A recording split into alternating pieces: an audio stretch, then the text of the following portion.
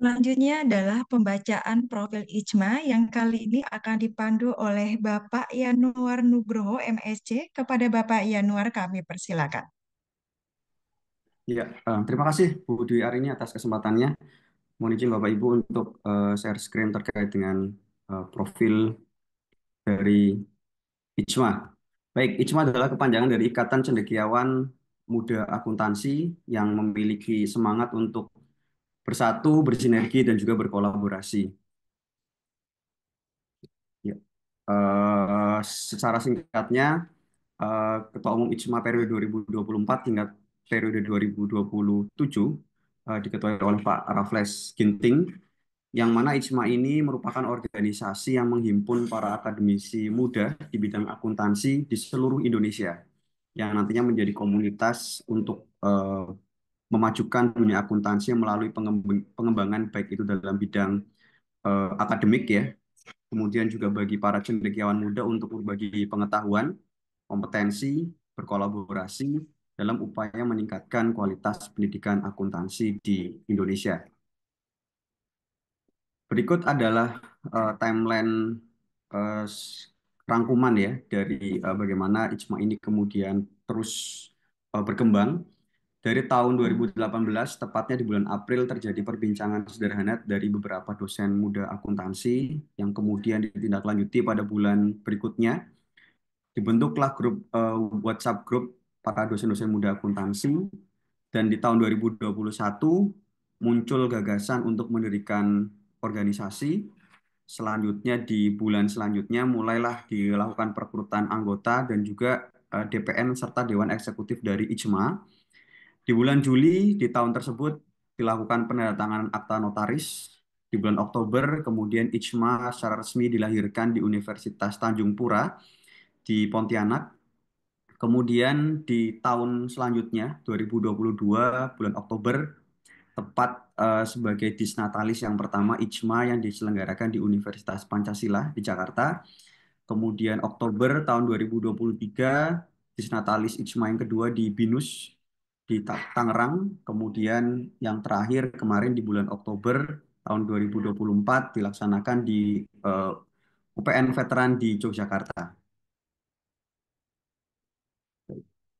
Selanjutnya, nah ini adalah visi yang coba diusung oleh Ikatan Cendekiawan Muda Akuntansi, yaitu menjadikan organisasi yang mampu mewujudkan generasi dosen muda profesional dan kompeten di bidang akuntansi untuk mengembangkan ide, inovasi terkini dalam melaksanakan Tridharma perguruan tinggi dan mampu melahirkan bibit unggul sebagai generasi penerus bangsa dalam membangun dan juga memajukan bangsa Indonesia, yang kemudian diturunkan dalam 8 misi bersama untuk menuju satu visi tadi, mulai dari memperlengkapi dosen akuntansi dalam pelatihan profesional, dosen khusus dalam Tridharma perguruan tinggi, kemudian kemampuan melakukan riset yang unggul dan terkini, kemudian termasuk menjadi wadah bagi dosen muda akuntansi dalam berkiprah pada kegiatan Tridharma perguruan tinggi, khususnya seperti penulisan jurnal, penulisan buku, dan lain sebagainya. Menyelenggarakan pelatihan dan pemberdayaan SDM guna meningkatkan kapabilitas dosen akuntansi. Yang kelima, membangun kerjasama dengan berbagai lembaga dan perusahaan baik skala nasional maupun internasional untuk memperlengkapi kapabilitas dosen dan melakukan kolaborasi riset. Yang keenam, memperlengkapi dosen akuntansi untuk mampu mengembangkan karir. Selanjutnya dalam hal kegiatan pengabdian kepada masyarakat sebagai wadah dalam mengabdikan ilmu kepada masyarakat, dan yang terakhir adalah menyelenggarakan wadah dalam melahirkan bibit unggul sebagai generasi penerus bangsa. Begitu banyak program yang sudah diselenggarakan oleh IJMA, ya, diantaranya ada kegiatan webinar bedah buku. Kami hadirkan para ekspert di beberapa sektor, misalnya akuntansi digital, akuntansi perpajakan, penganggaran, akuntansi perhotelan, hingga di sektor publik, gitu. Kemudian talk show, kami hadirkan juga para expert, salah satunya dari Ibaraki University di Jepang. Kemudian pengaplikasian riset-riset terkini dalam penggunaan teknologi khususnya. Kemudian Selain itu juga ada beberapa kegiatan webinar seperti yang kita selenggarakan di siang hari ini, termasuk kegiatan internasional conference ya, yang kami selenggarakan juga rutin setiap tahun. Berikut adalah struktur dari Badan Pengurus Harian IJMA periode 2024 hingga tahun 2027 yang dipimpin oleh Ketua Umum IJMA, yaitu Pak Raffles Ginting, yang didukung oleh Wakil Ketua, Sekretaris, Bendahara, kemudian Kepala Departemen, mulai dari Departemen Penelitian dan Inovasi, Pendidikan, Pembelajaran, Kurikulum, Pengabdian kepada Masyarakat, Keanggotaan, Media Informasi dan Komunikasi, Humas, Kerjasama Antar Lembaga, Karir, Keahlian, Studi Lanjut, selanjutnya ada Literasi dan Publikasi Ilmiah, Mitra Usaha dan Ekonomi Kreatif, ada juga Departemen Jurnal, Pusat Data dan Teknologi, Sosial, Penulisan dan Penerbitan Buku, Penalaran dan Keilmuan, Organisasi Kelembagaan dan SDM, Urusan Internasional dan juga Luar Negeri, kemudian yang terakhir adalah kategorial kewilayahan. Kemudian dalam struktur tim kerja, ya ada tim kerja bedah buku, Satgas Pendidikan Anti Korupsi, Satgas PPKS, tim pengelola Komite Etik, dan juga perencanaan strategis. Yang kemudian dalam struktur koordinator wilayah tersebar mulai dari koordinator wilayah 1 sampai koordinator wilayah 14. Bagi Anda yang masih memiliki pertanyaan seputar IJMA, silakan Bapak Ibu atau rekan-rekan dapat menghubungi Bu Ayu Puspitasari di nomor yang terlampir atau melalui email kami, termasuk media sosial yang kami cantumkan di slide. Terima kasih. Ayo bergabung dalam keluarga besar Ikatan Cendekiawan Muda Akuntansi atau IJMA. Terima kasih, saya kembalikan ke Bu Dwi. Assalamualaikum warahmatullahi wabarakatuh. Waalaikumsalam warahmatullahi wabarakatuh. Terima kasih Pak Yanwar, dan memang ada dari beberapa rekan webinar yang ingin bergabung dengan sangat terbuka untuk bisa bergabung dengan IJMA. Baiklah. Dan selanjutnya marilah kita menuju ke acara berikutnya adalah sambutan oleh Ketua Ikatan Cendekiawan Muda Akuntansi IJMA, Bapak Raf Ginting SEMAK. Kami persilakan. Ya, terima kasih Bu Dwi Arini Nur Sansiwi selaku MC pada siang hari ini. Selamat siang Bapak Ibu terkasih.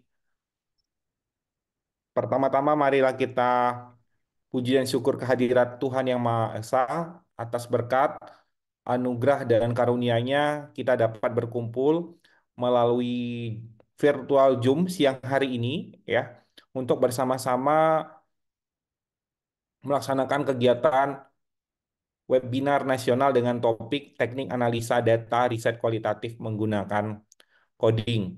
Terima kasih juga kepada narasumber yang sangat luar biasa, kepada Ibu Mirna Amiria. Selamat siang, Bu Mirna. Ya, selamat siang Pak Raffles. Ya, selamat siang juga Ibu Ketua Panitia, ya yang sangat luar biasa juga Ibu Dr. Lucy dan Bapak Ibu Panitia yang lain beserta petugas ya pada siang hari ini. Meskipun weekend dan siang-siang ya, matahari sangat panas ya, tapi tetap bersinergi untuk melaksanakan kegiatan pada siang hari ini untuk membagikan ilmu kepada peserta. Terima kasih juga kepada seluruh peserta yang sudah hadir untuk diperlengkapi kegiatan siang hari ini.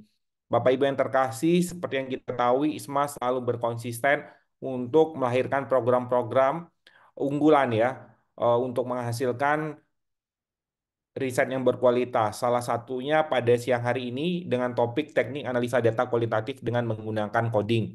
Seperti yang kita ketahui bahwa sebelum-sebelumnya ISMA sudah mengadakan juga terkait dengan topik-topik baik kualitatif maupun kuantitatif. Nah, minggu lalu sudah membahas terkait dengan paradigma riset kualitatif, ya, kemudian ragam eh, metode penelitian kualitatif terkini, ya, dan hari ini akan dibahas bagaimana menganalisa data kualitatif, ya. Hasil wawancaranya sudah ada. Mau diapakan hasil wawancara ini, ya? Nanti akan dibahas lebih lanjut oleh pemateri kita yang sangat luar biasa terkait dengan analisa data kualitatif menggunakan coding seperti itu. Harapannya dengan kegiatan pada siang hari ini dapat menambah ilmu pengetahuan Bapak Ibu, para dosen ataupun para mahasiswa untuk lebih expert lagi di dalam penelitian kualitatif, tentunya lebih memahami bagaimana teknik analisa kualitatif menggunakan coding.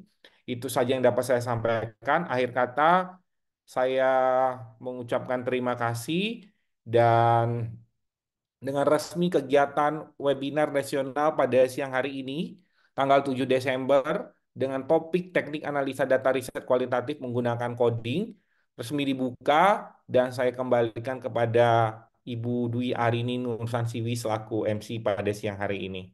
Selamat siang, Bapak Ibu. Selamat siang para Raffi dan terima kasih. Baik Bapak Ibu, selanjutnya kita akan menuju ke acara pembacaan doa. Dimohon kesediaan Bapak Aditya Pradana SEMSAK. Kami persilakan.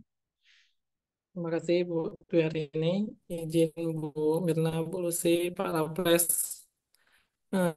Sebelum kita mulai kegiatan webinar, marilah kita berdoa. Kita satukan hati dan pikiran sejenak untuk berkahan dalam kegiatan webinar hari ini. Doa akan saya bawakan dalam kaidah Islam bagi Bapak, Ibu, dan rekan yang beragama lain. Saya persilakan untuk berdoa sesuai dengan keyakinannya masing-masing. Doa kita mulai dengan istighfar 3 kali. Astagfirullahaladzim, astagfirullahaladzim, astagfirullahaladzim.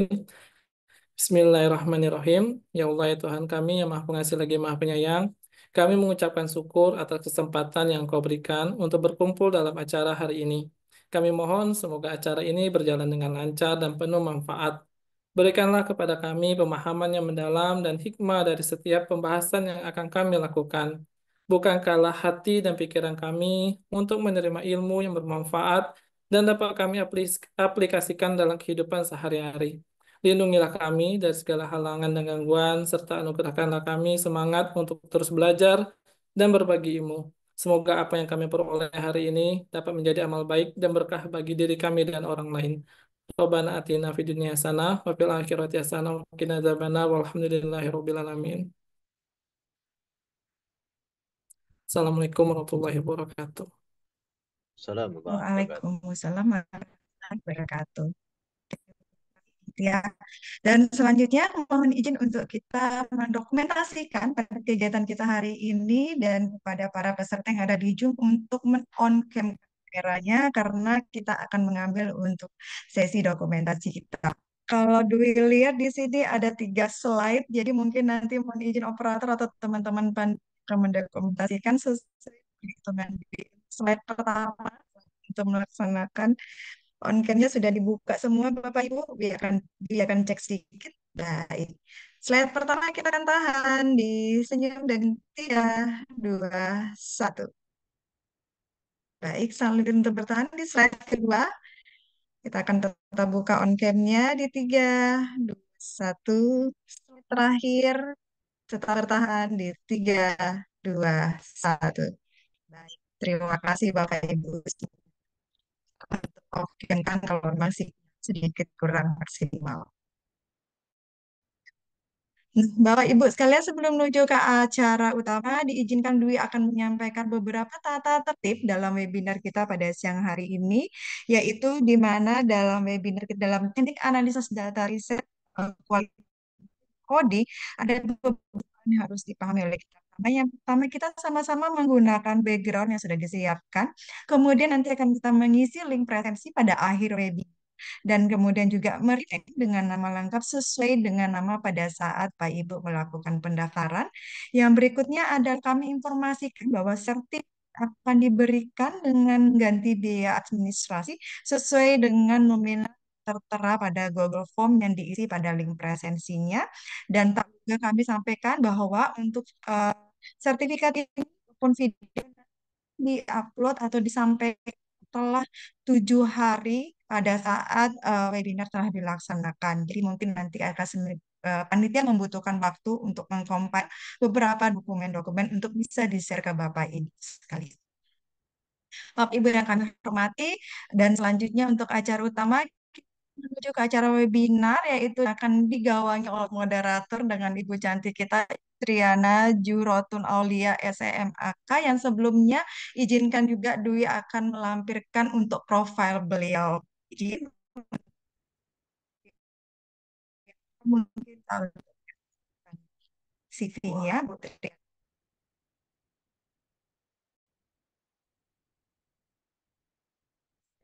Nah,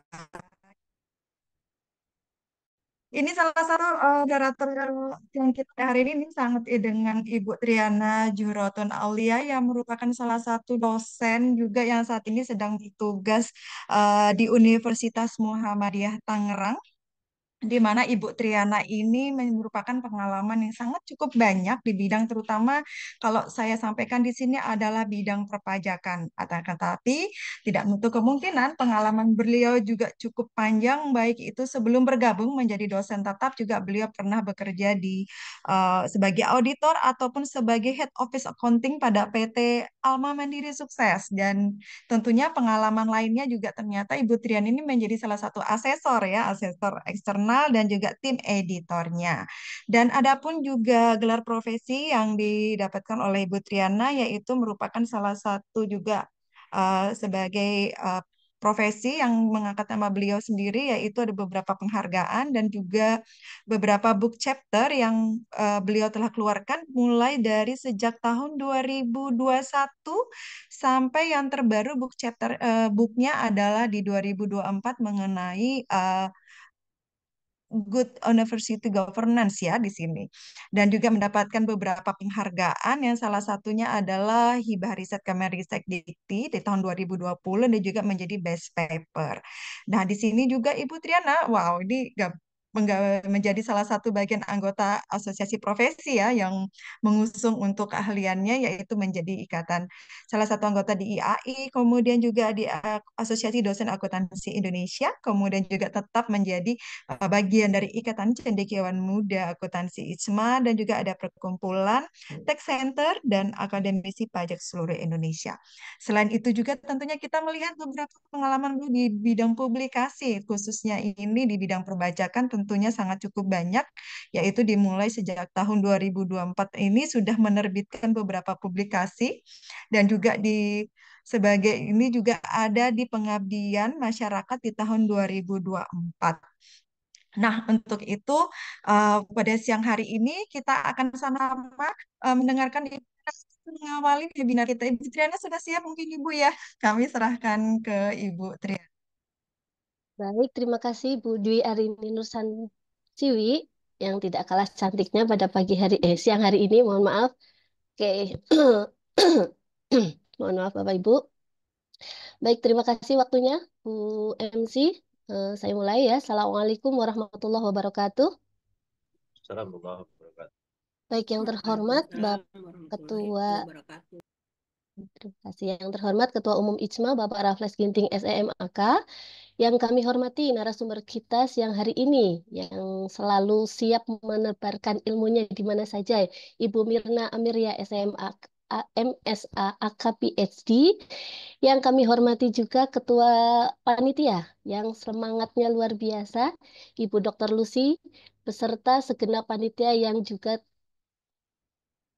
tetap semangat sampai dengan siang hari ini yang tidak dapat kami sebutkan satu persatu, dan tak lupa yang kami hormati juga para hadirin dan peserta webinar yang luar biasa yang telah bergabung pada acara siang hari ini. Puji syukur kehadirat Allah Subhanahu wa taala kita panjatkan yang telah memberikan limpahan rahmat serta karunia-Nya sehingga kita dapat berkumpul dan mengikuti webinar pada siang hari ini. Salawat serta salam semoga Allah limpahkan kepada baginda Nabi besar Muhammad Shallallahu Alaihi Wasallam yang telah membawa kita dari zaman jahiliyah menuju zaman yang penuh dengan ilmu pengetahuan sekarang ini. Selamat datang kami ucapkan dalam pekan webinar ICMA dengan untuk tema pada siang hari ini. Kita mengusung tema teknik analisa data, riset kualitatif, yaitu coding, di mana perkenalkan saya yang hari ini diamanahi untuk menjadi moderator. Nama saya Triana Zurotuan Aulia, selaku moderator yang akan mengawali dan memandu webinar sampai dengan selesai nanti ya. Hadirin yang kami hormati, tema webinar siang hari ini dilatar belakangi tujuannya adalah untuk meningkatkan pemahaman dan wawasan kita mengenai teknik analisa data dalam penelitian kualitatif khususnya ya. Kemudian teknik analisa data ini penting kita kuasai bersama. Tujuannya adalah untuk membantu dalam pengambilan keputusan kita dalam baik riset maupun penelitian agar lebih baik dan terinformasi. Salah satu analisis data yang bisa kita kuasai adalah teknik coding ya. Dan teknik ini akan kita pelajari bersama dari narasumber yang luar biasa yang akan eh, memberikan insight dan ilmunya kepada kita semuanya.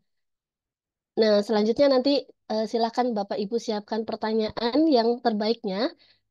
Kita akan mempelajari bersama dari narasumber kita yang luar biasa, yaitu Ibu Mirna Amirnya, Ibu Mirna Amirya, yang sebelumnya izinkan saya membaca CV dan narasumber dari beliau hari ini.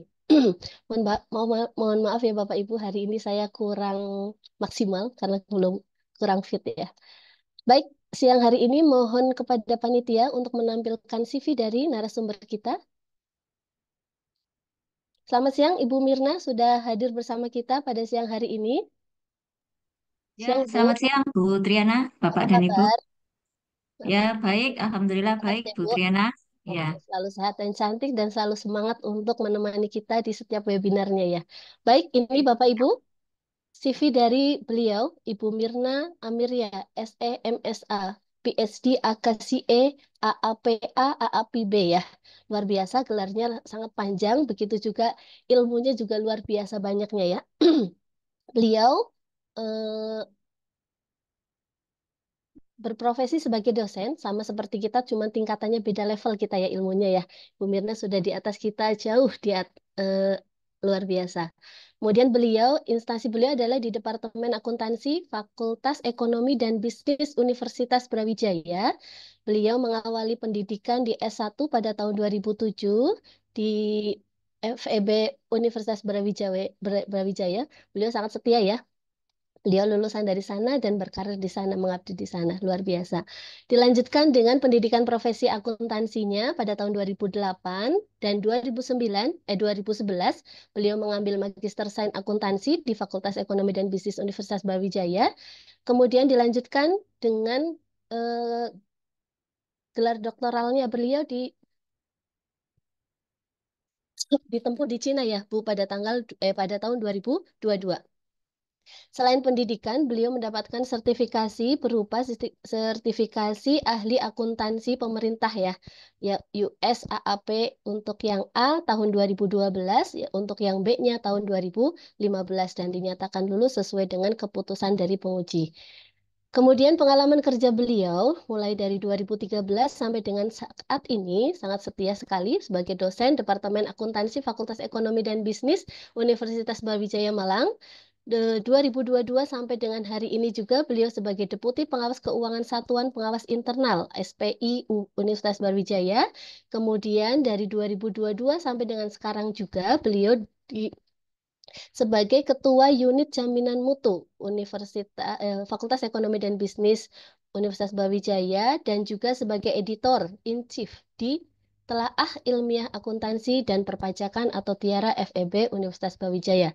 Selain pengalaman kerja, beliau untuk pengalaman organisasinya mulai dari 2013 sampai sekarang, beliau sebagai eh, aktif juga di Ikatan Akuntan Indonesia. Kemudian dari 2021 sampai dengan sekarang sebagai Ikatan Sarjana Ekonomi Indonesia juga aktif ya. Selain itu, pengabdian kepada masyarakat luar biasa banyaknya tahun 2024. Sepertinya saya tidak bisa membacakan satu persatu ya, karena waktunya terbatas. Kemudian tahun 2023 juga sama banyaknya, sampai dengan akhir, mohon dipercepat saja. Tahun 2022 juga sama, 2021, 2020. Selain itu, selain pengabdian kepada masyarakat, juga penelitian yang luar biasa juga ya. Terakhir, Ibu Mirna dan Gugus Arianto pada tahun 2024. Oke, lanjut saja Bapak Ibu. Oke, baik Bapak Ibu. Tadi sudah saya sampaikan CV daripada narasumber kita yang luar biasa hari ini. Eh, sudah tidak dapat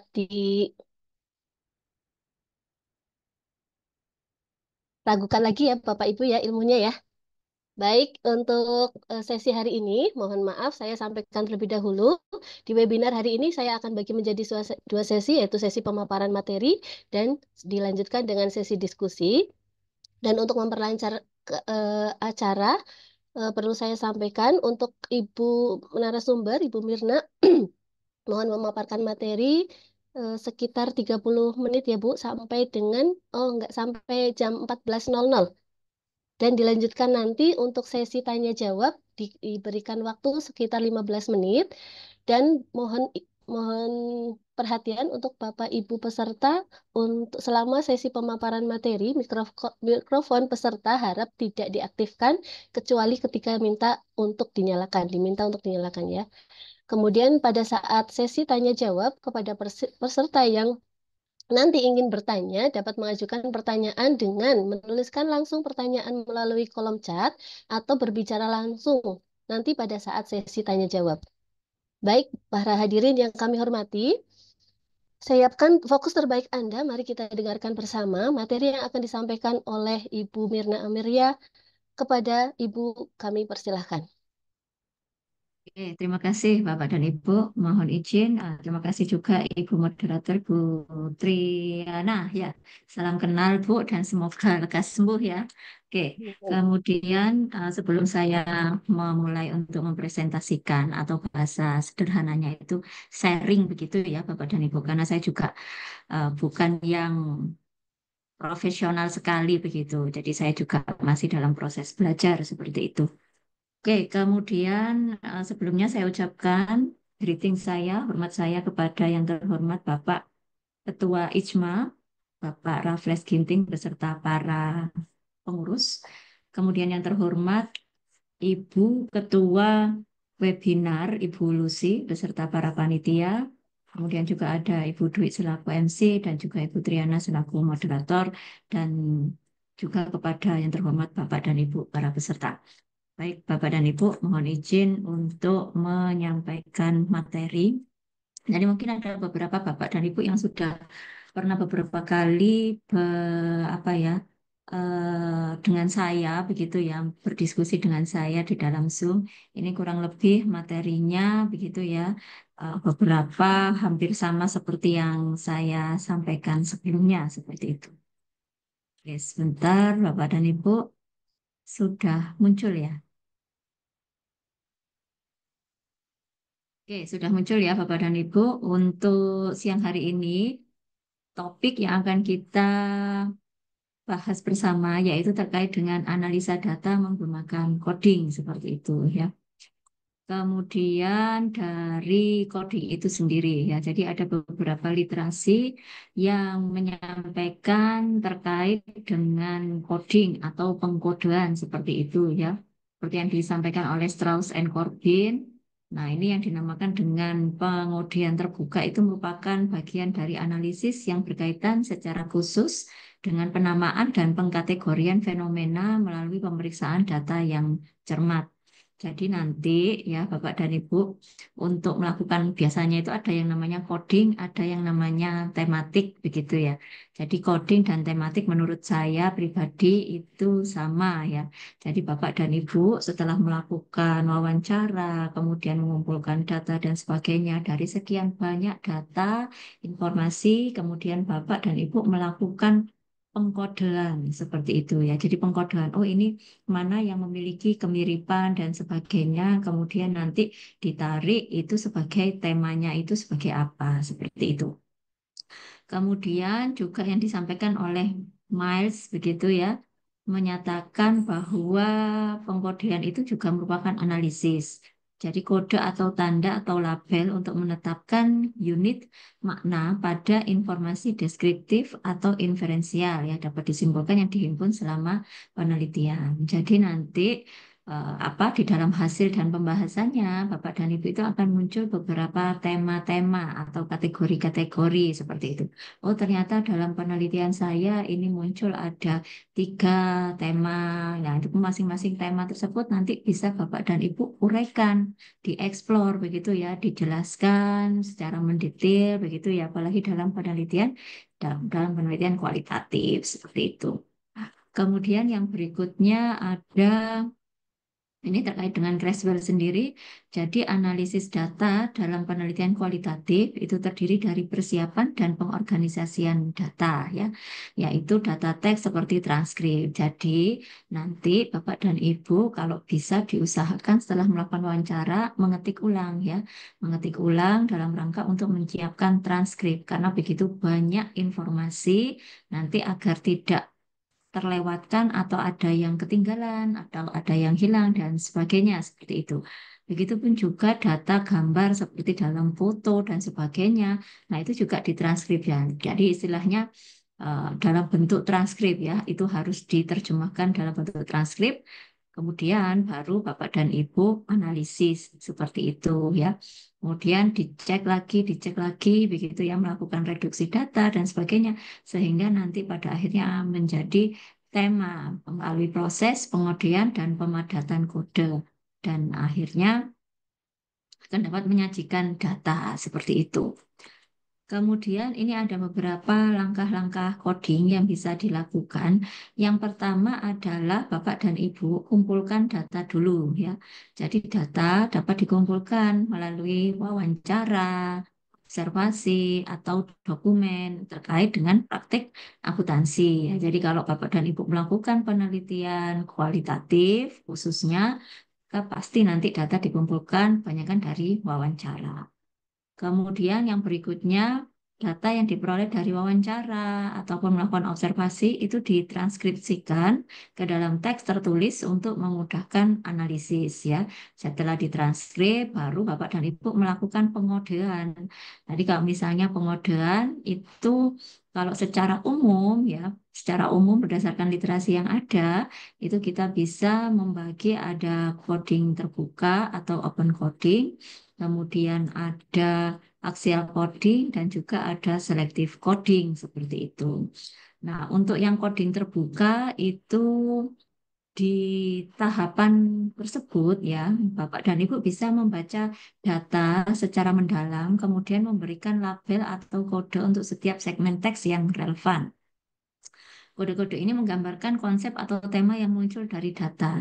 Nah, jadi nanti dilihat begitu. Jadi istilahnya dalam sebuah kalimat ataupun dalam sebuah paragraf ya dari hasil wawancara dan sebagainya. Kemudian Bapak dan Ibu menemukan, oh ini ada kode-kode penting seperti itu yang perlu untuk di-note seperti itu ya. Jadi ini adalah yang dinamakan dengan coding terbuka. Jadi masih menelaah begitu ya, menelaah awal, oh ini mana yang bagian penting, ini yang bisa dipakai dan sebagainya seperti itu. Jadi masih saringannya itu masih saringan level 1 seperti itu.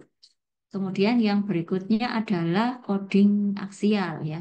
Jadi kalau coding aksial itu sudah menghubungkan kode-kode yang telah dibuat. Kalau di awal tadi itu kan misalnya ada kode A, kemudian B, kemudian C. Nah, kemudian kalau di coding aksial selanjutnya itu adalah menghubungkan kode-kode yang telah dibuat. A, apakah berhubungan dengan B, apakah berhubungan dengan C, dan sebagainya. Nah, semacam itu ya. Jadi istilahnya untuk yang tahapan berikutnya adalah melakukan coding aksial ya. Jadi menghubungkan kode-kode, mengidentifikasi hubungannya apa, seperti itu. Kalau misalnya apa, misalnya Bapak dan Ibu menemukan, katakan kodenya buah-buahan begitu ya. Nah, ini oh ini ada pisang, awalnya itu misalnya open codingnya itu ada pisang, ada mangga, dan sebagainya. Kemudian coding Asianya ini kira-kira hubungannya apa? Oh, itu namanya adalah buah-buahan, misalnya buah-buahan yang bergizi, misalnya seperti itu. Ya, nah jadi semacam itu menemukan hubungan antara kategori dan subkategori. Kemudian yang berikutnya adalah coding selektif ya. Jadi coding selektif, nah ini namanya adalah atau biasanya bahasa Inggrisnya itu kita sebut sebagai selective coding. Jadi kalau di selective coding, ini Bapak dan Ibu memilih kode utama atau tema sentral yang paling penting dan relevan dengan tujuan penelitian ya. Jadi kalau misalnya tadi di coding aksial itu misalnya banyak hal yang ditemukan begitu ya, hubungan yang satu, hubungan yang kedua, hubungan yang ketiga. Nah, itu nanti di coding selektif Bapak dan Ibu misalnya bisa memilih ini kira-kira sebenarnya membahas utamanya itu membahas tentang apa, misalnya seperti itu. Kemudian juga selain Bapak dan Ibu melakukan pengkodean secara manual, Bapak dan Ibu juga bisa menggunakan software ya, analisis data kualitatif ya. Jadi kayak semacam analisis isi ya Bapak dan Ibu ya. Ya semacam analisis isi atau coding atau tematik ya hampir sama seperti itu ya. Kemudian software yang bisa dipakai misalnya seperti NVivo, Atlas, Maxdata, dan sebagainya ini dapat digunakan untuk memudahkan proses coding dan analisis data kualitatif. Tapi ingat Bapak dan Ibu ya, yang namanya aplikasi itu pasti ada kelemahan dan kelebihannya masing-masing. Dan utamanya ya yang memahami benar-benar terkait dengan pengkodean itu adalah Bapak dan Ibu selaku peneliti seperti itu. Jadi software hanyalah sebagai alat bantu seperti itu. Oke, kemudian untuk tahapan coding sendiri secara umum, nah ini bisa kita lihat bersama begitu ya. Jadi seperti yang tadi di awal sudah saya sampaikan, ada open coding, kemudian jadi menemukan dulu kata-kata pentingnya seperti apa, kemudian aksial itu menghubungkan ya antara satu subkategori, kategori yang satu dengan kategori kedua, ketiga, keempat dan sebagainya itu apa. Kemudian yang berikutnya adalah selective coding begitu. Jadi menemukan tema sentralnya atau utamanya itu sebenarnya membahas seperti apa. Misalnya ini ada di contoh studi kasus di akuntansi. Misalnya pada saat melakukan coding terbuka begitu ya. Nah, kode awal ini akan dibuat untuk mengidentifikasi tema, pola, dan pernyataan penting dalam transkrip ya. Jadi ada kata-kata apa yang penting dan sebagainya ya. Jadi misalnya data wawancara dengan manajer keuangan mengenai praktek pengelolaan anggaran. Jadi nanti di sana Bapak dan Ibu akan memperoleh ya dari hasil transkrip, hasil wawancara bisa dilihat, oh ini kata-kata misalnya yang penting, kata-kata yang sering muncul dan sebagainya. Kemudian yang berikutnya adalah melakukan coding aksial ya. Jadi mengkategorisasikan hasil open coding yang memiliki karakteristik yang sama. Jadi yang sama itu nanti dikategorikan gitu ya dari kayak jenis tadi. Contohnya misalnya ini strategi begitu ya. Jadi mengkodekan beberapa tema seperti strategi pengelolaan anggaran, tantangan dalam pengelolaan anggaran, dan solusi untuk masalah anggaran ya. Jadi misalnya tadi di coding terbuka, kalau contohnya untuk yang coding tantangan dalam pengelolaan anggaran, misalnya contohnya itu karena ketidakpahaman SDM atau karena tidak memahami peraturan begitu ya, atau kurangnya sosialisasi dan sebagainya. Nah, itu nanti dikategorikan menjadi hubungan hubungan apa istilahnya itu yang bisa ditarik yang sama itu adalah itu sebenarnya membahas mengenai tantangan dalam pengelolaan anggaran. Begitupun juga dengan solusi. Jadi kalau solusi itu kira-kira nanti membahas mengenai oh misalnya memberikan pelatihan, melakukan sosialisasi apa dan sebagainya. Oh ini sebenarnya itu Bapak dan Ibu menentukan coding usianya. Oh, ini sebenarnya itu membahas codingnya itu temanya itu sebenarnya membahas mengenai solusi untuk masalah anggaran. Misalnya seperti itu. Kemudian yang berikutnya adalah coding selektif begitu ya. Jadi kalau misalnya contohnya menghubungkan tema tadi di coding aksial itu ada tema apa saja. Oh, ada tantangan, kemudian ada solusi dan sebagainya begitu ya. Nah, kemudian juga ada strategi untuk mengatasinya itu seperti apa yang membahas mengenai strateginya juga. Nah, sehingga untuk coding selektifnya untuk tema sentral atau utamanya, misalnya Bapak dan Ibu menentukan bahwa oh ini sebenarnya membahas mengenai efektivitas strategi pengelolaan anggaran. Kurang lebih seperti itu Bapak dan Ibu ya. Jadi di coding selektifnya Bapak dan Ibu di akhir atau di coding sentralnya itu sebenarnya penelitiannya Bapak dan Ibu itu pada umumnya ya itu membahas mengenai efektivitas strategi pengelolaan anggaran ya. Jadi ini merupakan fokus dalam merumuskan temuan akhir penelitian seperti itu. Kemudian misalnya contoh yang lain juga, misalnya dalam penelitian analisis persepsi auditor terhadap etika profesional. Misalnya hasil wawancara diperoleh dari 15 auditor di Indonesia. Kemudian pada saat proses coding, open coding, nah ini identifikasi kode seperti misalnya ada kata-kata ketidakberpihakan, kemudian ada kata-kata terkait dengan integritas dan sebagainya, begitu ya. Karena ini membahas mengenai etika profesional seorang auditor seperti itu ya. Maka ini kata-kata penting. Jadi pada saat open coding, Bapak dan Ibu temukan dulu kata-kata utama, kata-kata pentingnya, begitu ya, yang terkait dengan penelitian yang dilakukan. Kemudian Bapak dan Ibu melakukan aksial coding, yaitu menghubungkan begitu ya antara keputusan etis, kemudian juga membahas, oh ini juga sebenarnya membahas mengenai integritas dan sebagainya. Nah, kemudian di selective coding itu pada akhirnya adalah Bapak dan Ibu menemukan bahwa oh sebenarnya utamanya penelitiannya Bapak dan Ibu itu meneliti tentang faktor-faktor etis dalam melakukan audit keuangan seperti itu ya Bapak dan Ibu. Nah, ini adalah beberapa proses yang bisa dilakukan, kemudian nanti bisa dijelaskan di dalam bagian hasil dan pembahasan di penelitian kualitatif. Kemudian untuk yang selanjutnya, ini misalnya contoh di beberapa jurnal begitu ya, yang menggunakan analisis coding, analisis tematik, dan sebagainya. Seperti itu ya Bapak dan Ibu. Nah, jadi kalau misalnya yang penelitian pertama ini melakukan penelitian transformasi praktek akuntansi melalui teknologi, peran kecerdasan buatan, analisis data, dan blockchain dalam otomatisasi proses akuntansi. Jadi ingin mengetahui begitu ya, praktek akuntansi menggunakan teknologi itu seperti apa.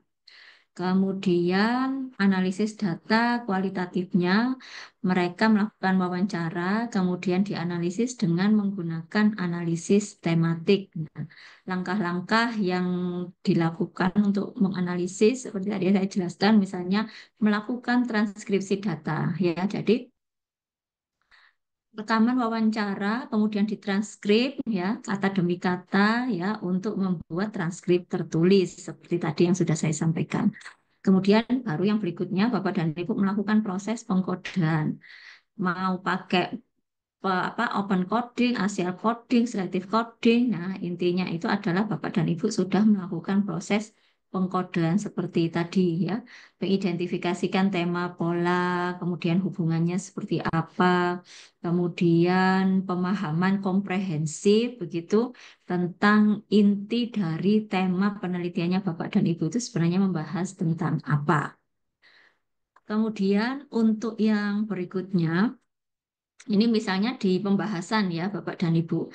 Nah, jadi kalau misalnya di pembahasan ini misalnya membahas mengenai tingkat adopsi dan motivasi yang tinggi seperti itu ya. Nah, jadi dia menceritakan tentang hasil dari penelitian yang sudah dilakukan bahwa adopsi teknologi yang dilakukan oleh perusahaan-perusahaan multinasional di Jakarta itu ada yang levelnya adopsinya tinggi atau sedang dan sebagainya begitu ya. Kemudian baru dia jelaskan seperti itu. Kemudian juga terkait dengan dia membahas mengenai manfaat dan tantangan seperti itu ya. Jadi nanti dari kategori-kategori yang sudah Bapak dan Ibu lakukan, ya, misalnya kategori yang pertama itu membahas mengenai tingkat adopsi dan motivasi yang tinggi. Nanti ini dijelaskan.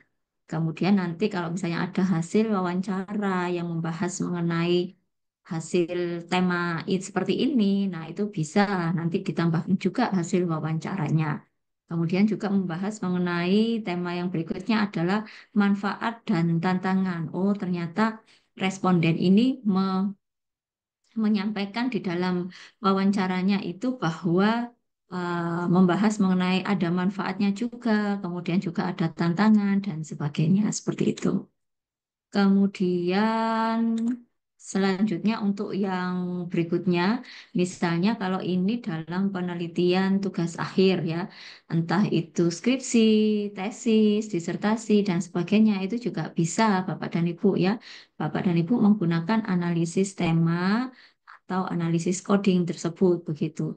Nah, kalau misalnya di sini di tugas akhir contohnya melakukan penelitian analisis penerapan SAK entitas tanpa akuntan publik ya. Jadi SAK etap pada laporan keuangan BUMDes. Nah, jadi ingin meneliti begitu ya. Ini bagaimana sih penerapannya begitu SAK etap pada BUMDes. Nah, kemudian berdasarkan hasil analisis, wawancara dan sebagainya yang sudah dilakukan. Nah, ini jadi sudah melakukan proses open coding tadi, kemudian juga aksial dan seterusnya. Kemudian si peneliti ini menemukan beberapa tema yang bisa dianalisis, yang bisa dijelaskan. Nah, yang pertama adalah, oh ternyata tema yang pertama itu membahas mengenai ternyata ini menemukan bahwa ketidaksesuaian laporan keuangan berdasarkan SAK. Nah, nanti dijelaskan ketidaksesuaiannya itu seperti apa yang terjadi di lapangan dan sebagainya. Buktinya nanti hasil wawancaranya itu seperti apa, bisa ditampilkan dan sebagainya. Kemudian yang berikutnya adalah pengelola BUMDes belum memahami SAK etap. Oh, ternyata ini pengelolanya itu belum memahami SAK etap begitu. Kemudian yang berikutnya faktor penyebab ketidaksesuaian. Nah, ini mengetahui ya, ingin mengetahui sebenarnya yang mendorong atau yang menyebabkan ketidaksesuaian itu apa saja dan sebagainya. Kemudian yang berikutnya adalah pengelola BUMDes memiliki harapan untuk belajar menyusun laporan keuangan berdasarkan SAK etap begitu ya. Jadi kalau kita lihat di sini kan sebenarnya adalah faktor-faktor penyebab ketidaksesuaian, kemudian juga bagaimana solusi untuk menyelesaikan masalah tersebut seperti itu ya Bapak dan Ibu. Jadi untuk masing-masing tema tersebut kemudian dijelaskan misalnya seperti ini ya. Jadi dari tema yang sudah Bapak dan Ibu analisis, temukan, nah, kemudian nanti itu dijelaskan pada masing-masing sub kategori seperti tadi ya. Faktor penyebabnya, oh yang pertama karena SDM pengurus BUMDesnya dijelaskan di sana karena apa? Oh karena pengetahuan akuntansi pengurusnya itu kurang bla bla bla bla bla dan sebagainya begitu ya Bapak dan Ibu. Kemudian, ya ini kan ketidaksesuaian penyesuaian ini penyusunan telah dilakukan dengan 3 informan. Bapak ini. Kemudian nanti hasilnya seperti apa. Kemudian Bapak dan Ibu itu nanti istilahnya itu menganalisisnya. Oh ternyata dari hasil wawancara itu sebenarnya membahas tentang informasi apa-apa dan sebagainya. Kemudian yang berikutnya ini juga kurangnya kesadaran akan pentingnya laporan keuangan dijelaskan ya. Kemudian tidak adanya sosialisasi seperti yang saya jelaskan. Oh ini ya dijelaskan begitu. Kemudian nanti kalau lebih baik lagi itu juga ditambahkan dengan hasil wawancara seperti itu. Oke, kemudian kalau untuk yang lainnya, misalnya ini ya Bapak dan Ibu, sebuah studi fenomenologi begitu ya. Jadi intinya itu Bapak dan Ibu itu mau pakai penelitian dengan metode fenomenologi, dengan metode etnografi, dengan metode studi kasus, dan sebagainya. Itu bisa Bapak dan Ibu menggunakan analisis tematik seperti itu ya. Jadi dari berbagai macam studi kualitatif yang Bapak dan Ibu lakukan, itu sebenarnya Bapak dan Ibu bisa menggunakan analisis coding atau analisis tematik seperti itu ya. Kemudian nih, jadi kalau yang ini misalnya yang saya sampaikan di sini adalah contoh kalau misalnya Bapak dan Ibu itu menggunakan eh, baik baik bisa sebenarnya itu bisa pakai manual ataupun bisa pakai software ya. Kalau misalnya pakai software, Bapak dan Ibu misalnya bisa apa ini pakai bantuan dari NVivo seperti itu ya. Jadi kalau misalnya saya membuat begitu ya lembar wawancara. Jadi ada beberapa orang ya informan kunci yang saya wawancarai begitu. Kemudian Bapak dan Ibu coba untuk dituliskan begitu ya transkripnya seperti apa. Setelah Bapak dan Ibu menuliskan transkripnya, kemudian kalau untuk mempermudah pekerjaan saya sendiri, misalnya Bapak dan Ibu ya, agar nanti tidak ruwet kalau apa ya, penelusuran datanya ini dari mana dan sebagainya. Nah, biasanya ini nanti bisa kita tulis di sini ya. Jadi dari kertas kerja yang sudah kita lakukan, begitu ya, dalam penelitian yang kita lakukan, ini transkripnya. Kemudian Bapak dan Ibu melakukan istilahnya itu mencari open codingnya itu seperti apa pada kalimat tersebut, begitu ya. Kemudian juga aksial codingnya itu seperti apa, selektif codingnya itu juga seperti apa ya. Jadi open coding ini kira-kira kalimat tersebut itu kata pentingnya itu apa misalnya ya. Oh, misalnya ini ada apa indikator begitu ya, ada kendala, kemudian ada indikator dan sebagainya. Misalnya seperti itu. Dan yang kedua, misalnya ini ada paradigma tradisional, misalnya ya. Oh, ini masih menerapkan paradigma tradisional, belum paradigma berbasis kinerja. Misalnya seperti itu ya, Bapak dan Ibu. Kemudian nanti aksialnya ini kira-kira apa? Dari open yang Bapak dan Ibu tulis di sini, kemudian tulis di sini, nanti dihubungkan. Aksialnya ini sebenarnya membahas tentang apa? Oh, ini misalnya membahas tentang apa? Indikator atau apa? Belum berdasarkan indikator KAM, misalnya seperti itu ya. Atau yang ini masih paradigmanya tradisional dan sebagainya, misalnya seperti itu yang menghubungkan antara open coding yang satu dengan yang berikutnya. Kemudian sampai di selektif, nah ini berarti nanti Bapak dan Ibu mencari tema utamanya dari pembahasan ini, begitu ya. Oh, sebenarnya dari aksial ini sebenarnya membahas tentang apa? Misalnya, atau membahas tentang kendala dalam implementasi anggaran berbasis kinerja, misalnya seperti itu. Kemudian yang berikutnya adalah yang transkrip berikutnya ya. Jadi kalau misalnya transkrip berikutnya berdasarkan hasil wawancara ini ya ada kalimat agak panjang disebabkan beberapa hal seperti kurangnya sosialisasi dan pendampingan sakit dan sebagainya. Nah, semacam itu. Jadi nanti kira-kira yang kalimat pentingnya di kalimat tersebut kemudian Bapak dan Ibu proses ambil untuk open codingnya itu kira-kira apa, kemudian yang di bawahnya itu juga sama ya. Nah, ini nanti aksial codingnya apa yang menghubungkan dua itu sebenarnya membahas tentang apa. Kemudian nanti selektifnya itu sebenarnya ini juga membahas tentang apa dari aksial tersebut. Nah, kemudian kalau misalnya Bapak dan Ibu melakukan rekapan manual, kurang lebih nanti bisa seperti ini ya. Jadi nanti bisa Bapak dan Ibu lihat, oh kalau informan satu open apa open codingnya seperti apa, aksial codingnya, selektif codingnya seperti apa, informan dua dan sebagainya. Jadi Bapak dan Ibu bisa melihat per informan ataupun juga nanti bisa Bapak dan Ibu atur sendiri, misalnya dari open codingnya sendiri itu membahas tentang apa saja, aksialnya membahas tentang apa, dan selektifnya juga membahas tentang apa. Kemudian di dalam kalau misalnya Bapak dan Ibu menggunakan aplikasi NVivo, itu nanti juga akan bisa mengetahui terkait dengan ini ya, ada data, nama kodenya itu apa, yang sudah Bapak tentukan, begitu. Kemudian nanti akan dibantu sumber datanya, ya informasi filesnya itu ada berapa, begitu. Ada berapa files yang sudah Bapak dan Ibu kumpulkan dari nama-nama kode yang sudah Bapak dan Ibu pilih itu diambil dari file apa saja, berapa file yang digunakan maksudnya.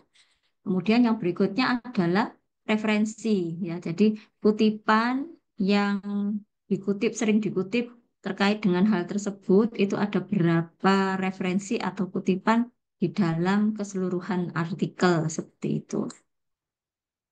Nah, kemudian ini untuk kesimpulan akhirnya terkait dengan analisis coding, Bapak dan Ibu. Jadi analisis coding dalam penelitian kualitatif ini merupakan proses penting untuk mengorganisir dan menginterpretasi data ya. Jadi melalui tahapan coding terbuka, aksial, selektif, peneliti dapat mengidentifikasi tema-tema utama dan hubungan antar tema dalam penelitian akuntansi ya. Jadi kalau misalnya Bapak dan Ibu mau melakukan proses yang seperti tadi, ya enggak apa-apa. Atau kalau misalnya mau melakukan coding secara langsung, ya enggak apa-apa. Tapi kalau coding secara langsung itu khawatirnya kan, misalnya Bapak dan Ibu masih pemula, sehingga nanti istilahnya temuannya itu tumpang tindih. Sebenarnya itu bisa masuk ke kategori satu, tetapi Pak dan Ibu masukkan ke kategori kedua seperti itu ya. Jadi kalau dengan melakukan open, aksial, dan selektif itu akan mempermudah, intinya seperti itu akan mempermudah Bapak dan Ibu dalam memetakan kategori-kategori temuan seperti apa. Kemudian untuk coding sendiri dapat dilakukan secara manual atau menggunakan software. Kurang lebih seperti itu, Bapak dan Ibu, yang saya bisa sampaikan. Saya kembalikan kepada Ibu Triana selaku moderator. Terima kasih. Baik, terima kasih banyak kepada Ibu Mirna Amirya atas insight yang luar biasa yang kita dapatkan pada siang hari ini. Sedikit saya simpulkan mengenai materi hari ini bahwa coding tadi yang sudah disampaikan dengan begitu komprehensif oleh Ibu Mirna adalah proses pemberian label dan pengorganisasian data kualitatif yang digunakan untuk mengidentifikasi tema dan hubungan di antara tema-tema tersebut ya. Tadi juga disampaikan ada langkah-langkah dari coding mulai dari pengumpulan data, kemudian kita sampai dengan ada tahapan-tahapan codingnya juga dari mulai open coding, axial coding, dan selective coding. Dan tadi juga kita disuguhkan implementasi atau aplikasi penggunaan coding dalam riset atau studi kasus di akuntansi, sampai dengan kita disuguhkan juga langkah-langkah terkait dengan penggunaan atau aplikasi implementasi coding untuk menunjang riset terutama di penelitian akuntansi. Luar biasa sekali kita berikan terima kasih yang sebesar-besarnya dan apresiasi yang setinggi-tingginya kepada Ibu Mirna pada siang hari ini. Baik Bapak Ibu hadirin yang kami hormati, berikutnya kita lanjutkan ke dalam sesi tanya jawab, di mana nanti Bapak Ibu yang ingin bertanya, saya membuka kesempatan untuk langsung bertanya kepada narasumber langsung. Terlebih dahulu saya buka untuk 2 penanya terlebih dahulu dan nanti jika waktunya masih cukup kita akan lanjut ke sesi penanya selanjutnya. Kami persilahkan kepada penanya. Ada yang ingin bertanya Bapak Ibu? Silahkan sebutkan nama, asal institusi, dan pertanyaan dimohon untuk disampaikan secara jelas dan singkat. Terima kasih. Silahkan Bapak Ibu.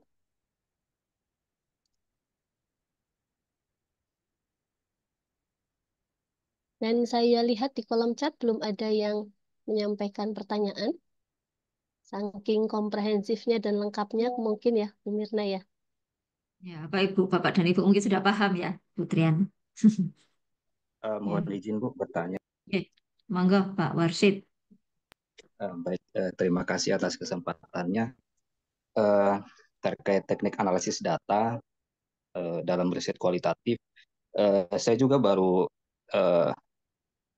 belajar mengenai riset kualitatif ini. Jadi saya memiliki beberapa hal yang masih cukup bingung begitu, Bu. Termasuk salah satunya ini adalah teknik analisis data yang Ibu jelaskan tadi, ada axial coding dan lain-lain. Dalam beberapa ini juga saya menemukan analisis seperti model Maltz and Huberman misalnya, dan Spratly juga. Itu apakah pilihan begitu Bu untuk memilih salah satu teknik analisis data itu, dan perbedaannya antara teknik analisis data yang satu dan yang lain itu seperti apa begitu misalnya. Dan yang kedua terkait teknik analisis data yang disampaikan tadi, apakah bisa digunakan dalam riset kualitatif dengan pendekatan etnometodologi? Baik, barangkali demikian pertanyaan. Terima kasih. Oke, terima kasih Pak Warsit. Pak Warsit ini dari mana ya? Universitas. Oh ya, baik, Oke, mohon maaf. Saya dari Universitas Hasanuddin. oke, terima kasih Pak Warsit atas pertanyaannya. Jadi begini Bapak dan Ibu ya, kalau yang saya sampaikan ini kan secara garis besar untuk tahapan yang tadi saya sampaikan ada open coding, ASIA coding, kemudian juga ada selective coding seperti itu. Kalau misalnya Pak Warsit tadi menyampaikan, oh ya Bu, selain itu kan juga ada yang apa ini eh, menurut Creswell, kemudian menurut Spradley dan sebagainya ini juga berbeda. Jadi tidak apa-apa Pak Warsit. Jadi intinya yang kita perlu pahami bersama itu tujuan dari coding atau tema itu adalah untuk menemukan kategori-kategori atau tema-tema dari hasil penelitian seperti itu. Perbedaannya adalah setiap tokoh begitu ya, setiap tokoh yang menyampaikan atau membahas mengenai misalnya analisis codingnya Creswell, analisis codingnya Spradley, analisis codingnya yang lain dan sebagainya itu yang membuat perbedaannya itu adalah terkait dengan tahapan atau prosesnya, Pak Warsit. Kurang lebih seperti itu ya. Jadi kalau misalnya di mereka barangkali tidak ada open coding atau apa dan sebagainya, tahapannya mereka berbeda, nama tahapan yang mereka sampaikan atau berikan itu juga berbeda dan sebagainya. Semacam itu perbedaannya. Tapi kesamaan utamanya adalah sama-sama melakukan analisis coding ya, atau analisis tematik. Intinya adalah nanti dalam penelitian saya itu akan menemukan kategori-kategori seperti apa saja. Seperti itu, Pak Warsit. Kemudian nanti kategori-kategori tersebut itu nanti yang akan Bapak dan Ibu gunakan begitu untuk apa ini di bagian pembahasan ya. Jadi dijelaskan secara mendetail begitu ini hasil yang diterima itu seperti apa, hasil yang ditemukan berdasarkan analisis coding itu seperti apa. Kurang lebih seperti itu, Pak Warsid. Kemudian yang berikutnya adalah kalau Anda menggunakan etnometodologi itu juga seperti apa, itu juga bisa, Pak Warsid ya. Jadi kalau misalnya metode etnometodologi, kemudian menggunakan analisis coding, itu juga bisa seperti itu. Jadi nanti Pak Warsid ini ya, jadi dalam penelitiannya Bapak itu desain ya dari penelitiannya Bapak itu harus sudah sesuai dengan rohnya dari etnometodologi itu seperti apa. Jadi Bapak harus bisa memahami dulu metode etnometodologi penelitian yang Bapak dan Ibu Bapak Warsit yang pakai itu etnometodologi itu penelitian yang seperti apa, desainnya itu seperti apa dan sebagainya. Nah, kemudian dalam penelitian etnometodologi tersebut, Bapak juga melakukan namanya analisis coding atau analisis tematik dan sebagainya. Itu juga bisa, Pak Warsit, begitu. Jadi kan pasti nanti di etnometodologi kan pasti nanti juga akan membahas beberapa hal, begitu ya, beberapa kategori atau beberapa tema. Nanti bisa Pak Warsit apa ini kembangkan begitu ya dari hasil analisis codingnya. Oh ini ada tema satu, ada tema dua, ada tema tiga dan seterusnya. Seperti itu Pak Warsit yang bisa saya sampaikan. Baik, Ibu. Terima kasih Hmm, banyak penjelasan. iya sama-sama. Pak Warsit misalnya mau meneliti etnometodologi, desain atau metode etnometodologi, atau etnografi, atau fenomenologi, atau studi kasus, dan sebagainya, itu juga bisa Pak Warsit menggunakan analisis coding. Tapi Bapak dan Ibu harus paham dulu terkait dengan apa sih bedanya etnometodologi, apa sih bedanya etnometodologi dengan fenomenologi, apa bedanya dengan studi kasus. Intinya itu pahami dulu metodenya ya. Metodologi itu yang seperti apa, desainnya itu seperti apa. Kemudian nanti kalau misalnya Bapak menggunakan analisis tema, karena pada akhirnya menurut saya Pak, Bapak dan Ibu, setiap setiap metode penelitian kualitatif yang Bapak dan Ibu pilih itu sebenarnya ya pembahasan itu sebenarnya membahas mengenai ada tema-tema apa, ada kategori-kategori temuan seperti apa, seperti itu Pak Warsit. Oke, terima kasih Bapak dan Ibu. Baik, terima kasih Pak Ya, Warsit atas pertanyaannya. Terima kasih Ibu Mirna atas diskusi yang sudah dilakukan. Baik, Ibu izin menyampaikan di kolom komentar sudah ada 4 pertanyaan ya. ya, Iya, betul. Eh, Mohon untuk dijawab secara singkat mungkin Bu, karena waktunya ya, kita sudah mulai menipis. Saya ya. sampaikan terlebih dahulu soalnya, soal Oh pertanyaannya ya. atau bagaimana Ibu? Ya, enggak apa-apa. Ini coba saya baca begitu ya, Bu Baik, Triana ya. silakan. Budian Wulansari, ada kalanya dalam riset kualitatif, peneliti merasa kurang mendalam dalam mengolah dan menganalisis datanya. Apakah memungkinkan suatu riset kualitatif menggunakan lebih dari satu pendekatan atau alat analisis, Bu? Jika mungkin, bagaimana menentukan benchmarkingnya dan apakah tahapan kategori tematisasi sama dengan neuma atau gnosis, Bu? Mohon pencerahannya. Matur nuwun seperti itu ya. Nah, jadi seperti tadi ya Bu Dian Wulansari, seperti yang tadi saya sampaikan kepada Pak Warsit itu juga. Jadi Bapak dan Ibu itu pahami dulu metode yang Bapak dan Ibu yang pilih itu seperti apa. Kalau fenomenologi nanti desainnya itu seperti apa.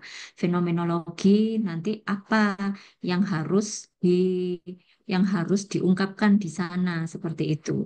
Begitupun juga misalnya studi kasus, begitupun juga dengan etnografi dan sebagainya seperti itu ya Bapak dan Ibu.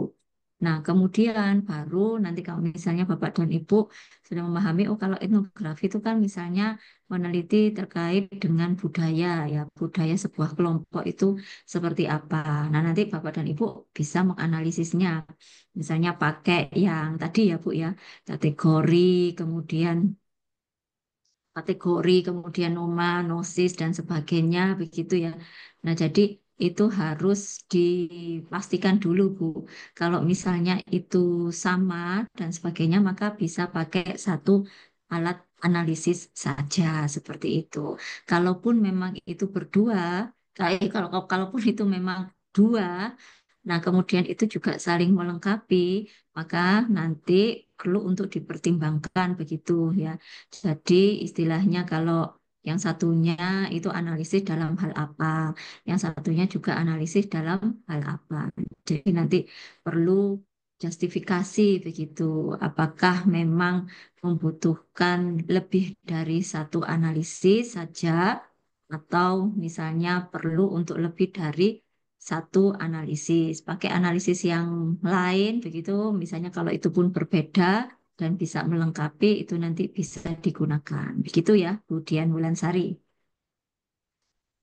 Oke, Dan bagaimana kemudian Bu?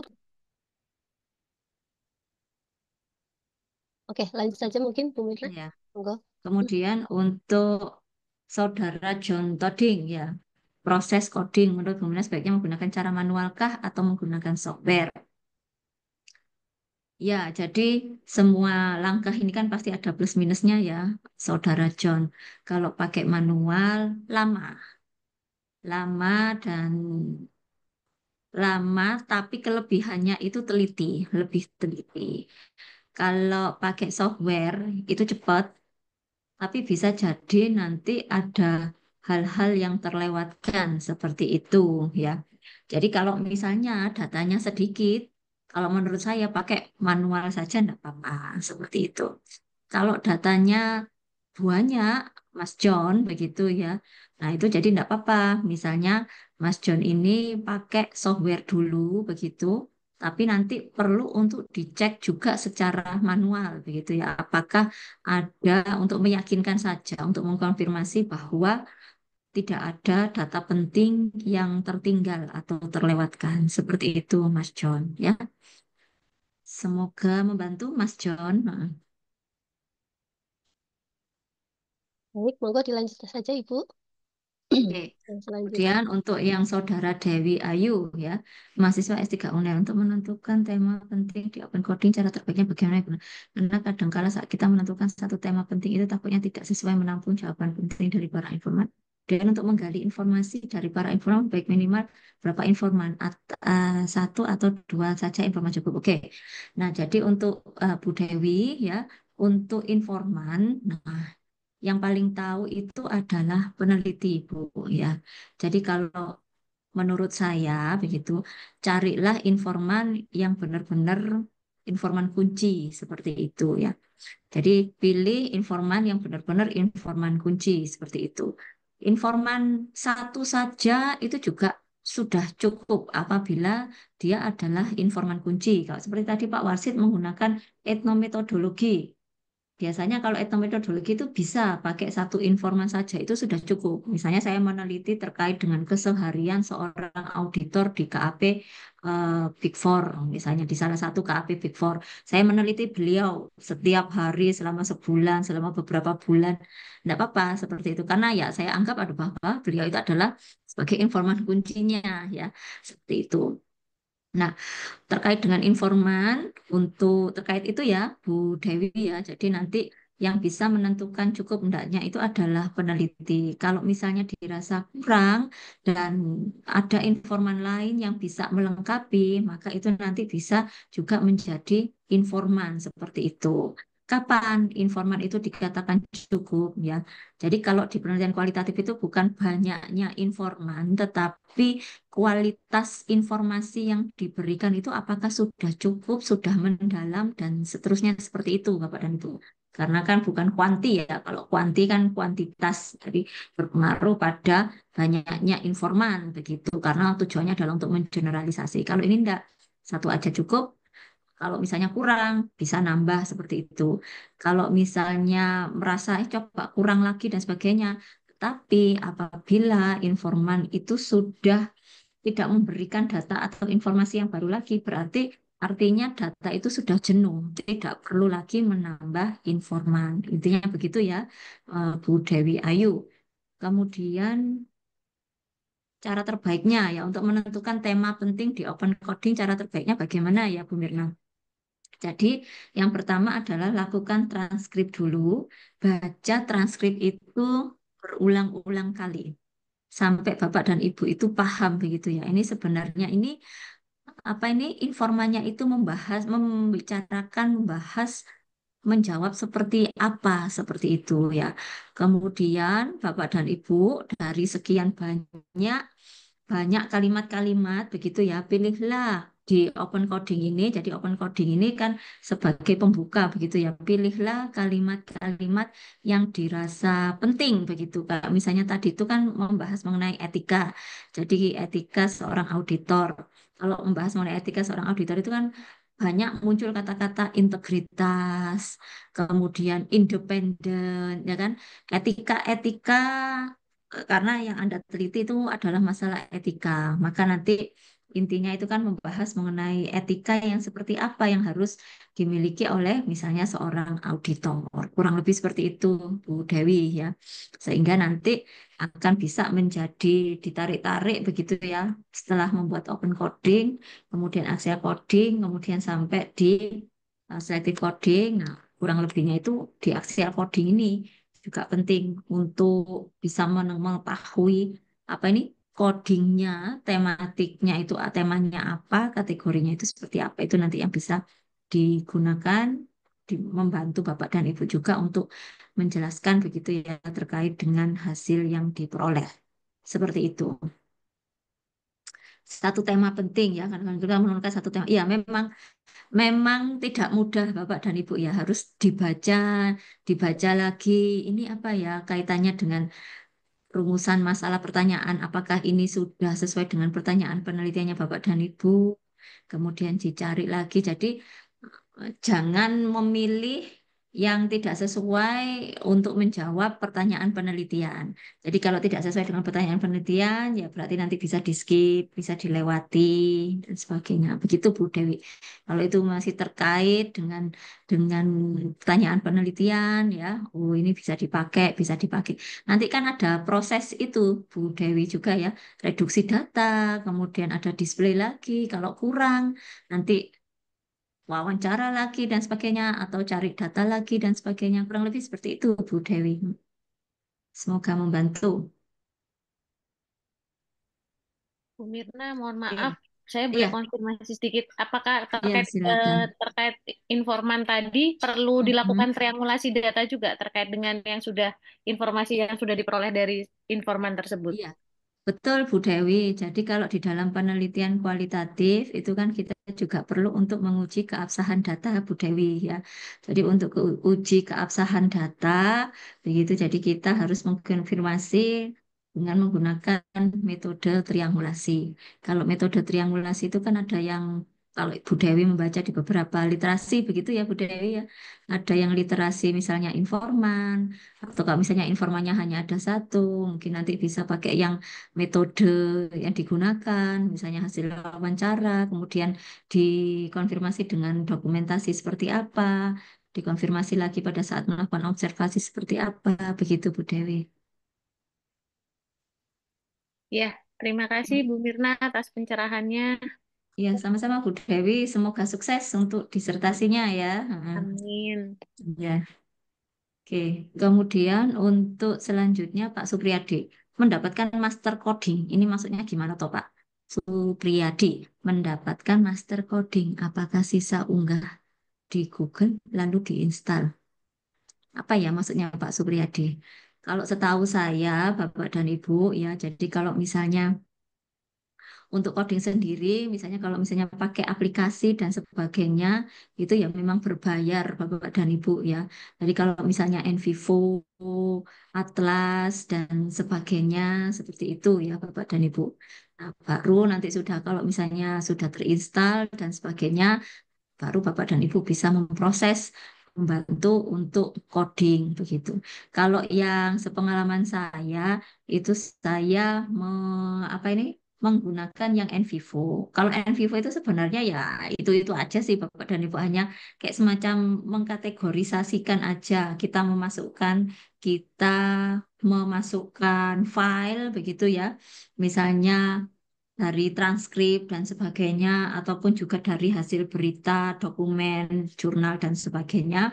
Kemudian baru itu nanti akan kita baca. Sebenarnya itu tetap kita, meskipun menggunakan Envivo, itu tetap kita baca secara secara mau pakai yang sebenarnya Pak metodenya itu mau pakai yang otomatik atau mau yang pakai kita baca sendiri itu juga enggak apa-apa.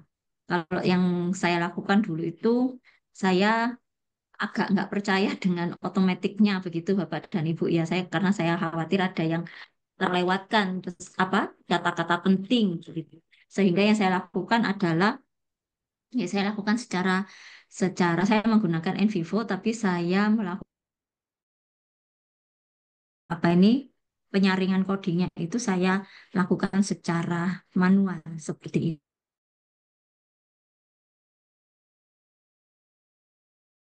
Baca semua transkrip begitu, oh ini yang untuk open codingnya. Lebih seperti itu, Bapak dan Ibu. Ya, seperti itu Pak Supriyadi ya. Kemudian untuk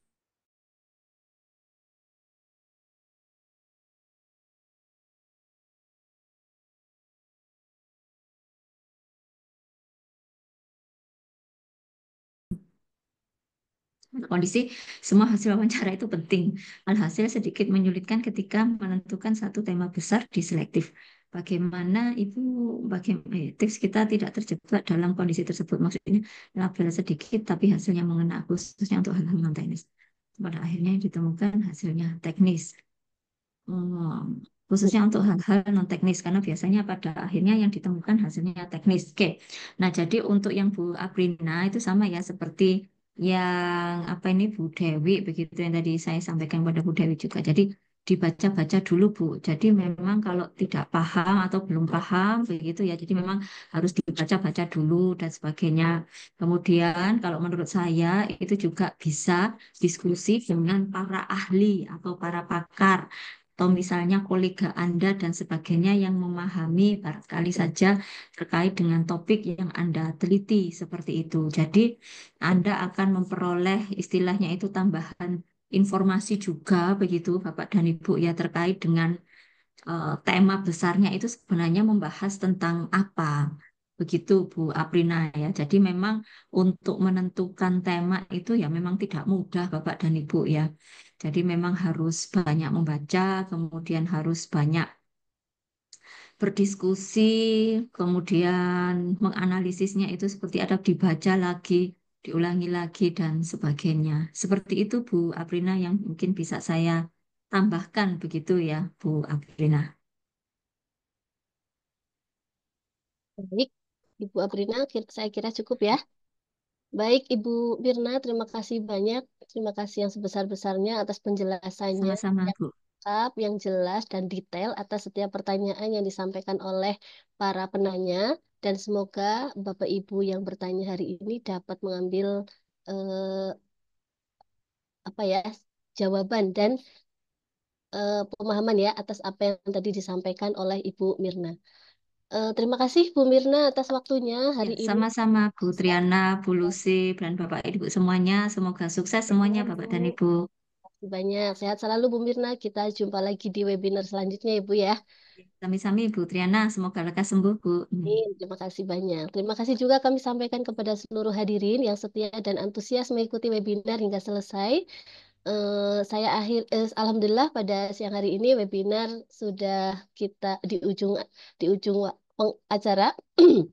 Saya selaku moderator dan eh, izin untuk mohon undur diri ya Bapak Ibu atas segala kekurangan dan kehilafan. Saya mohon dibukakan pintu maaf yang sebesar-besarnya. Selamat siang Bapak Ibu semuanya. Sampai jumpa lagi di webinar selanjutnya. Untuk selanjutnya saya serahkan kepada MC Bu Dwi Arini. Saya tutup dengan Assalamualaikum warahmatullahi wabarakatuh. Waalaikumsalam. Assalamualaikum warahmatullahi wabarakatuh. Baik, terima kasih atas insight-nya, atas semua penjelasannya. Ini sangat bermanfaat untuk kita semua. Terima kasih juga narasumber juga untuk moderator. Nah, Bapak Ibu yang kami hormati, dengan berakhirnya webinar teknik analisa data riset kualitatif untuk pengkodingan, maka berakhir pula acara kita pada siang hari ini dengan sama-sama membaca hamdalah alhamdulillahirabbil alamin. Saya Dewi Arini selaku pemandu acara dan mewakili segenap seluruh panitia mengucapkan terima kasih dan atas kehadiran Bapak dan Ibu sekaliannya, semoga yang didapat pada acara hari ini dapat bermanfaat. Dan juga saya mewakili segenap panitia memohon maaf apabila terdapat kekurangan pada pelaksanaan acara hari ini. Happy weekend dan akhirul kalam. Wabillahi taufiq wal hidayah. Wassalamualaikum warahmatullahi wabarakatuh. Waalaikumsalam. Waalaikumsalam warahmatullahi wabarakatuh.